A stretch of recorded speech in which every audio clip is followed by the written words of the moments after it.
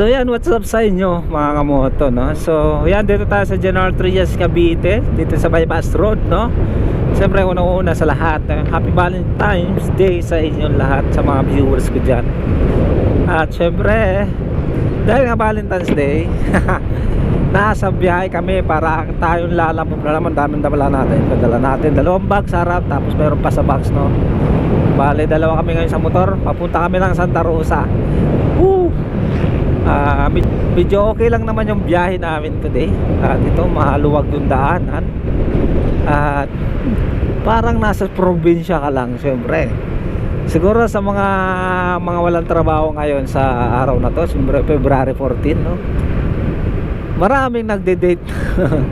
So pauna na naman sa mga, alam nyo na, sa mga hotel. Kami walang hotel dahil nga may trabaho tayo. At dito nasa biyahe tayo.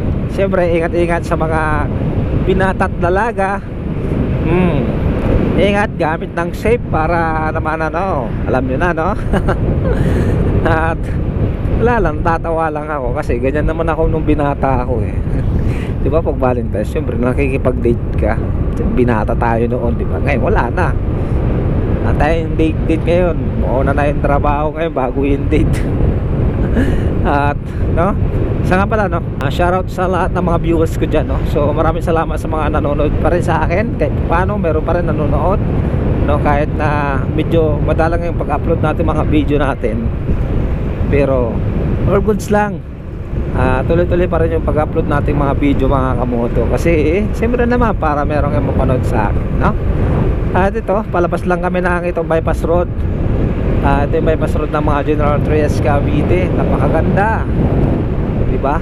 Sulit na sulit. Sa mga gustong mag Valentine's Day na ride, pwede rin naman, no? Sigurado maraming tao na naman sa mall, sa Tagaytay, lahat ng mga pasyalan sa Maynila, Lunita, no? Ang dami niyan siguro pumapasyal ngayon kasi nga ang araw ng mga puso. So ayan, ito palabas tayo papuntang Dasma ngayon. At hanggang dito muna yung vlog natin today. Siyempre puputulin ko muna para hindi naman kayo masyadong excited sa mga magaganap na ano, ng mga gagawin natin vlog, no? Kasi medyo malayo pa tayo. At see you next vlog, no? Maraming salamat ulit sa inyo. Shoutout po sa lahat ng mga viewers natin.